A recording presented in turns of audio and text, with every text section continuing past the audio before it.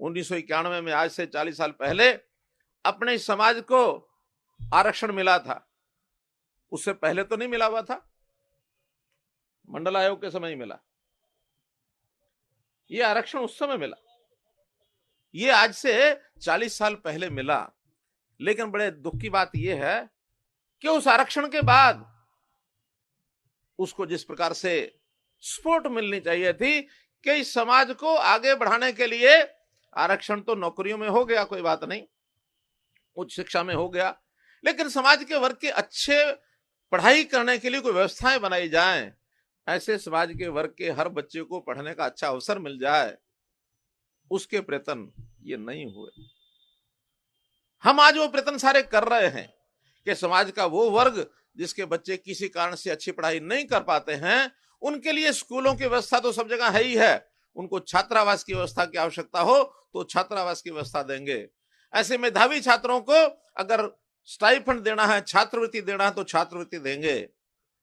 और जो ऐसे बच्चे बहुत हायर एजुकेशन के लिए आगे बढ़ना चाहते हैं, परिवार भी उनको सपोर्ट नहीं कर सकता और सरकार की एक सीमा होती है छात्रवृत्ति की, उस छात्रवृत्ति से ज्यादा काम नहीं चल सकता, तो हमने उनके लिए लोन की व्यवस्था भी कर दी है कि उस लोन में जो इंटरेस्ट है वो कम से कम इंटरेस्ट रख करके बाकी सरकार देगी उसका इंटरेस्ट। और लोन लेने के लिए किसी माँ बाप को उसका कोलेट्रल नहीं देना पड़ेगा।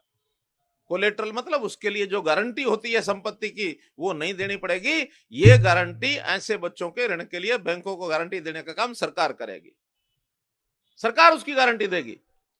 कितना ही लोन जिसको चाहिए, किसी को विदेश में पढ़ाई करनी है, डॉक्टरी की करनी है, इंजीनियरिंग की करनी है, सॉफ्टवेयर इंजीनियर बनना है, कुछ बनना है, शोध करना है, अगर लड़के में, छात्र में, छात्राओं में योग्यता है तो योग्यता के आधार पर आगे बढ़ने के लिए अब उनको रोक कोई नहीं पाएगा। और इस मान लो कोई ऋण देना भी है, ब्याज में सहयोग सरकार करेगी, लेकिन इस ऋण की अदायगी किसी माँ बाप को नहीं करनी पड़ेगी। अब यह अदायगी तो जब व्यक्ति पढ़ लिख करके कमाने लगेगा, नौकरी करेगा, उसी को जब करना है तो कुछ साल में वो कर लेगा, अच्छी शिक्षा प्राप्त करके आएगा तो कुछ ना कुछ करेगा ही। तो रास्ते हमारे सब खुल रहे हैं।